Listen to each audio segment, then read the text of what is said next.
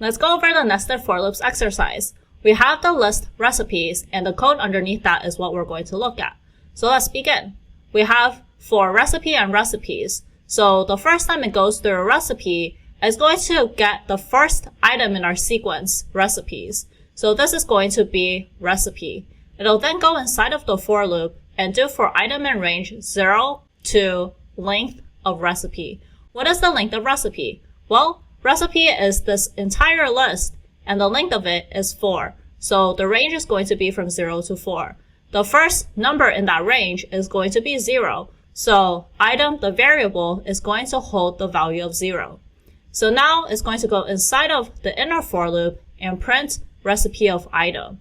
Item holds the value 0, so it's going to find the 0th item in recipe. So that's going to be chicken. It's then going to print it out.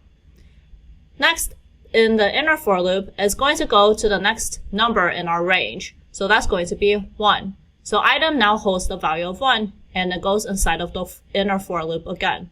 We'll print out recipe of item. Item is now 1, so we get the item at index 1, and recipe, which is cayenne. We'll print that out and continue in our inner for loop. The next number in our range is 2, so then it's going to print the item at index 2 and recipe, which is tomato. We then do the last number in our range, which is then going to be 3, do the inner for loop again, and print the last item in that list.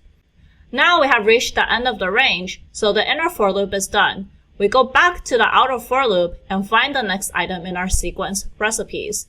This is going to be the next item, and recipe is going to be the entire list.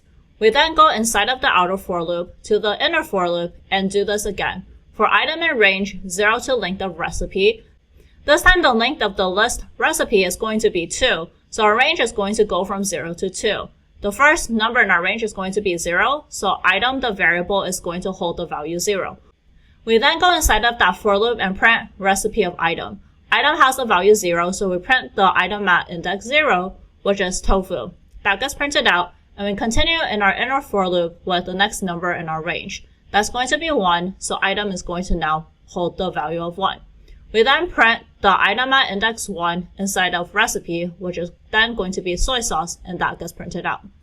We then go back to our inner for loop, and we see that we've reached the end of the range, so we then return back to the outer for loop and continue on in recipes.